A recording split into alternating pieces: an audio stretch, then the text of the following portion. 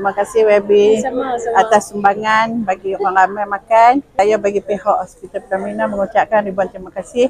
Saya doakan semoga dipanjangkan umur dan murah rezeki. Terima kasih, Kak. Terima kasih.